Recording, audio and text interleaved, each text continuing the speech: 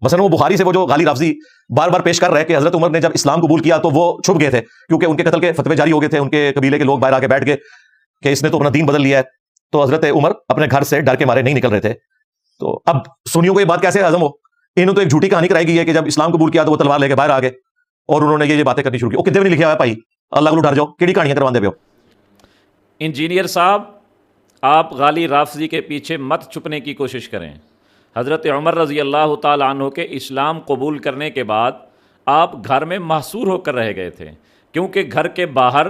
کئی ہزار لوگوں کا مجمع اکٹھا ہو گیا تھا حضرت عمر رضی اللہ تعالیٰ عنہ کو قتل کرنے کے لیے۔ تو قتل سے بچنے کے لیے گھر میں محصور ہونا یہ بزدلی نہیں ہوا کرتی، یہ حکمت عملی ہوا کرتی ہے۔ اور ویسے بھی آپ جس روایت بخاری کا ذکر کر رہے ہیں، امام بخاری نے تو اس حدیث کو سیدنا عمر کے فضائل میں بیان کیا ہے۔ آپ کیسے اس کی شان کم کرنے کے لیے، ان کی بزدلی کا تصور لانے کے لیے اس حدیث کو ذکر کر رہے ہیں؟ کیا آپ نے نہیں پڑھا اسی حدیث کے بعد اسی باب میں سیدنا عبداللہ ابن مسعود رضی اللہ تعالیٰ عنہ کا فرمان موجود ہے صحیح بخاری کے اندر کہ سیدنا ابن مسعود فرماتے ہیں ما زلنا اعزتا منذ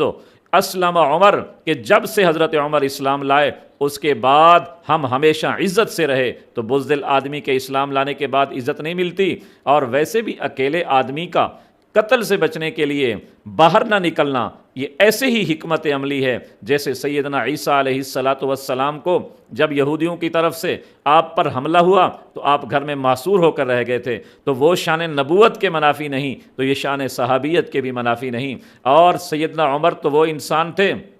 المعجم الکبیر طبرانی حدیث نمبر 8806 کے اندر صحابہ کرام فرماتے ہیں کہ حضرت عمر کے اسلام لانے کے بعد ہی ہم خانہ کعبہ میں علانیہ نماز پڑھنے لگے تھے۔ اور سیدنا عمر رضی اللہ تعالیٰ عنہ وہ انسان ہیں، جامع ترمذی حدیث نمبر 3681 پر آتا ہے، نبی پاک صلی اللہ علیہ وسلم نے دعا کی تھی اللہم اعز الاسلام باحب ہذین الرجلین بابی جہل او بعمر، کہ حضرت عمر اور ابو جہل میں جو اے اللہ آپ کو محبوب ہو اس کے ذریعے اسلام کو عزت عطا فرما۔ تب اللہ پاک نے اپنے محبوب سیدنا عمر کو اسلام لانے کی توفیق بخشی اور ان کے ذریعے اللہ نے اسلام کو عزت دی۔ اور جن کے بارے میں جن کے اسلام لانے پر فرشتوں نے کہا تھا، حضرت جبریل علیہ السلام نے کہا تھا، صحیح ابن حبان حدیث نمبر 6883، یا محمد لقد استبشر اہل السماء باسلام عمر، کہ حضرت عمر کے اسلام لانے سے تمام فرشتوں نے آسمانوں پر خوشیاں منائیں۔ تو بزدل آدمی کے اسلام لانے پر